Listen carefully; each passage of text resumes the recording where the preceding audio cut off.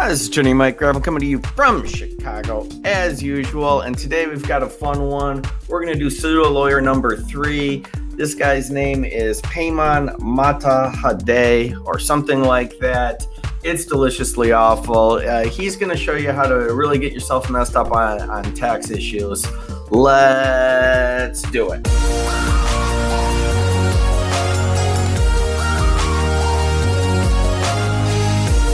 Peymon Mottahedeh, the president of Freedom Law School, which I found in 1996. So let's define. And yes, I looked him up. He does not appear to be an attorney. He doesn't sound like an attorney. He doesn't act like an attorney. He's certainly trying to look like one anyway. And yeah, that's on the edge, calling yourself Freedom Law School when you're not an attorney.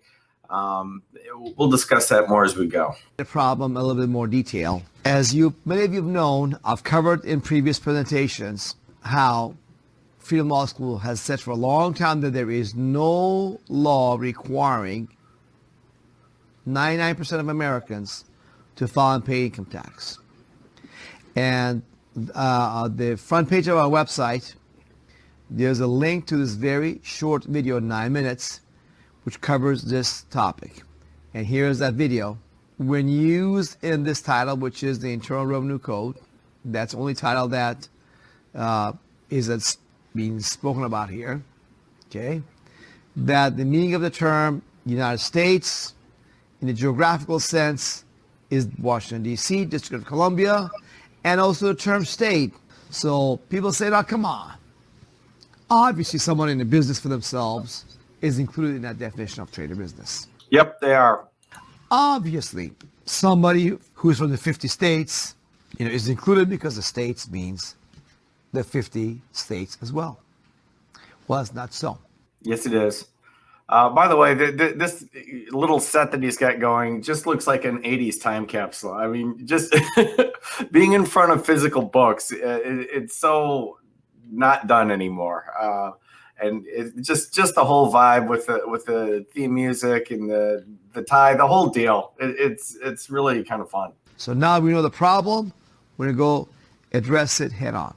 Okay, let's go now to the Library of Congress. Look up the case of Gould versus Gould. You can do it yourself.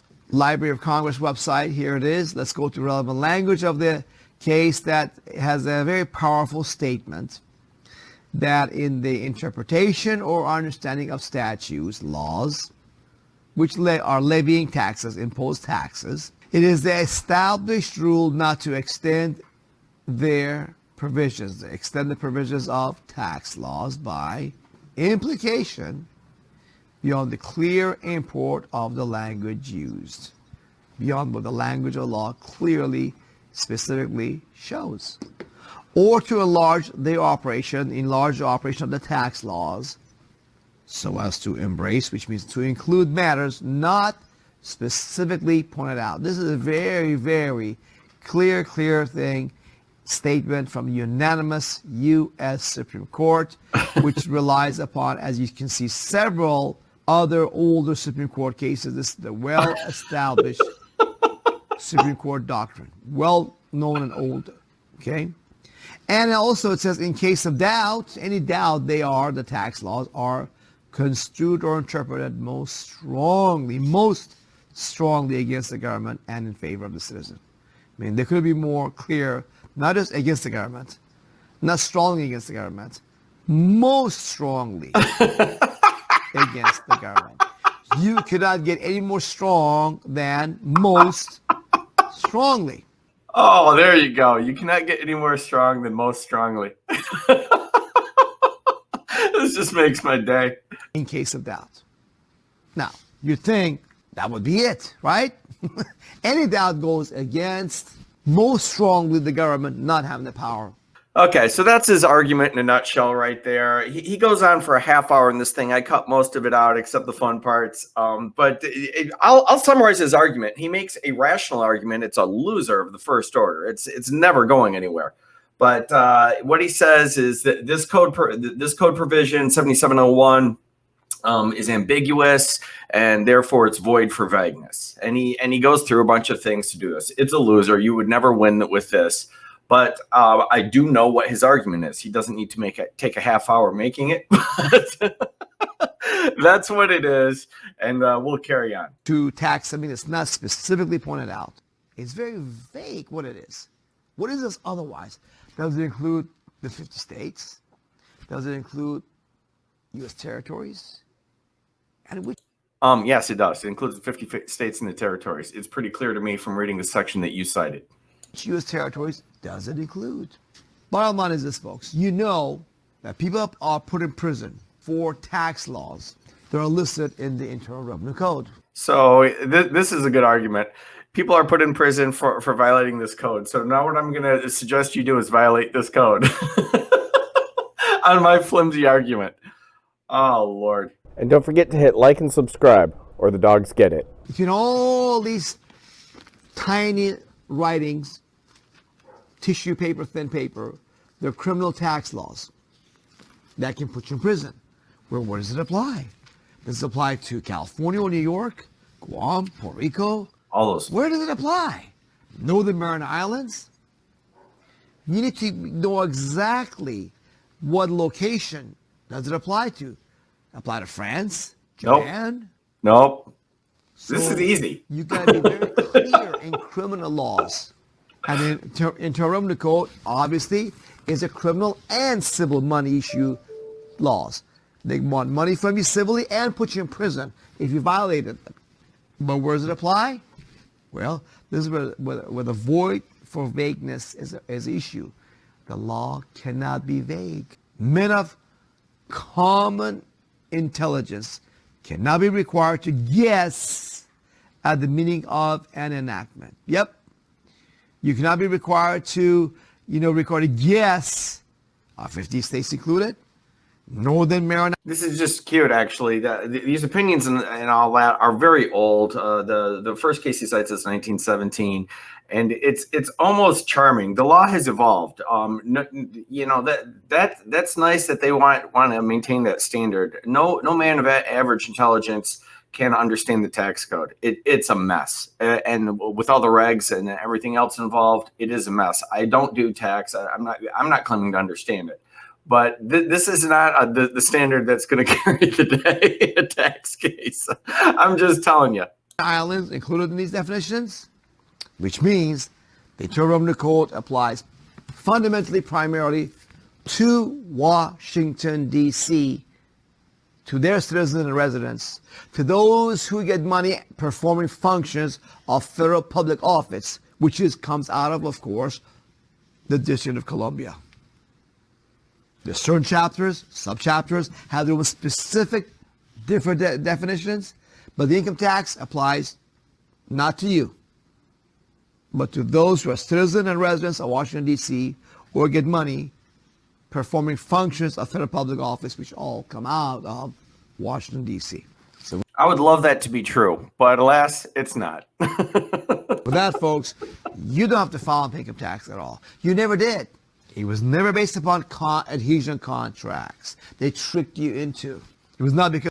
Oh, this is beautiful. In reviewing this, I saw this. He throws sovereign citizens under the bus here, which is interesting on a couple levels. First of all, he's doing it as an appeal to reason, and he's trying to say, I'm not like those crazy sovereign citizens. I actually make sense. Which, to that extent, I can agree with the form of the argument, but you just have another crackpot idea that's also awful.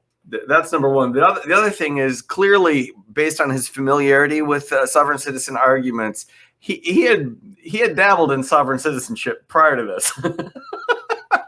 It didn't work well, so he switched fields and decided to be bad at tax instead. They took your sovereignty away, or they capture your labor through your birth certificate that the Department of Commerce bought from the county, and they use that to create a straw man and monetize your labor through your straw man. That somehow they got you out of their common law jurisdiction into statutory or admiralty yellowfinch military jurisdiction or maritime jurisdiction. Or by using zip code, you walked into a federal zone, or you're sovereign, or because of bankruptcy of the United States, You never had to do a revocation of election either. You never elected legally to be required to file things. I mean, tell me if I'm wrong, but he sounds like a reformed sovereign citizen. He knows the script. He knows it all. And now he's saying it's nonsense, which of course it is. I agree with him to that extent. However, he's doing it for bad purpose. He's doing it to lend credibility to his current horrible argument, which is that nobody has to pay taxes. Income tax. To now to revoke it. There's no need to revoke nothing. There's nothing to revoke. You're simply tricked and deceived. To confess under oath our money to your government, so just go collect. That's it. So with that, folks, I love you. I want you to be free. I want you to enjoy your life to the fullest degree that's yours. It's your life.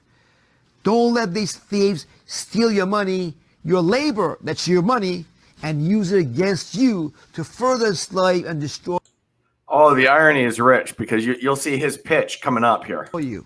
You are actually working a part of the year to give your money to your enemies, which have enslaved you. Isn't that crazy? Why would anybody do that? Folks, go to Because it's required by law and they don't want to go to jail. our website at livefreedom.org, folks, and the answers are there, right here. Okay? Well, yeah, they're the wrong answers, but they're there. And be sure to go on the top on the petitions tab and write these petitions to your congressman. That is the key to lawfully free yourself from IRS deception, robbery, and slavery. Yes. I love this. Everybody write your congressman. Well, that implies you need a change of law, which right there shows that he doesn't believe what he's saying already. Now, if you can get the Congress to pass legislation that says people don't have to pay taxes, you're in. I agree. They're never in a million years going to do that. You're not going to get a government to cut off their own funding.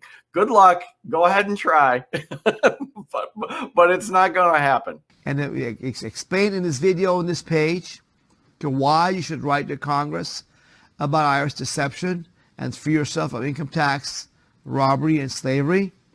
And the petitions are at the bottom of this page. There's more going to be added in this list. Click on each of these petitions, and when you do that, you'll see explanation about these things, how to do them in writing, as well as videos. And like here, you see a sample petition form is there, okay, that you can fill out and mail for free to your congressman. The answers are there. And those of you who feel like Paymon's too much, I have to become a lawyer to learn all this stuff. No, you don't. If you want, you can get our help, and with our 7-year $1 million guarantee with the welfare package, okay, that's explained. Oh, that's perfectly named. The welfare package. His $1 million guarantee. I like that too. Based on what? What's that backed by? Here in more detail, click on the video, how we can back you up if you want that. You don't have to be alone. You can do it on your own if you want to, or have our support if you wish. And under course. Yeah, right there. He's I don't know. I'm not prosecuting these things. I just figured this out. I think he's in Florida, so it'd probably be up to a Florida Attorney General or a Florida State's Attorney or prosecutor in the county that he's in, if they wanted to go after him. This is right on the edge of unauthorized practice of law, I would imagine. And that's sort of an interesting scenario. I get that question a lot when we have these fake attorneys. One of the things that's kind of hard is that there's a defense to a lot of this stuff, which is they'll say it's First Amendment and I want to discuss the law. And that's a fair thing to say, but I think you're crossing the line right here when you're seeking money for your advice on this. I really do. Although it's not an easy case to make, because he's going to hide and say, no, it's just educational. I'm not setting myself out. He does not say he's an attorney. He tries to present himself like an attorney. He tries to imply it, but he does not state that. And that brings up another issue that I get all the time is, why don't you sue these people? Well, you don't sue them because they don't have any money, number one. Number two, you can't sue them for malpractice because they're not an attorney. So a malpractice claim, the elements of that are you have to deviate from the standard of care in that profession, be it a doctor or an engineer or a lawyer, whatever it is. He can't deviate from the standard of care. He's not an attorney. You could go after him for fraud, but again, he's probably judgment proof. Course packages, royalty packages, they're there for those of you who want the support. So bottom line is, it's your decision to live free. So choose truth over deception, love of truth over fear, and you'll be free, my friends, and prosperous. Oh, well, there you have it. That is fantastic. He just thinks there's some ambiguity in one provision of the IRS code, and that just gets everybody out. I don't think, there are lots of things. There's lots of contested tax cases, so you can actually find decisions on these things, but I doubt that anybody has ever won based on that argument. If they have, here's my challenge. Show me a win. Show me a win based on this argument saying, nope, they weren't clear enough in Section 7701. Therefore, only people in the District of Columbia have to pay taxes. I want to see a court that issued that ruling. And if they did, let me assure you that, there'd be some news about it. So I don't think it exists. I think this is incredibly dangerous. You could just cost yourself a lot of money. And if you push it too far, you could even get into criminal penalties for just evading taxes. Here at Law Talk, we like to have fun with silly stuff that happens in court, and every once in a while, and completely by accident, I assure you, you might learn something. Thanks for watching.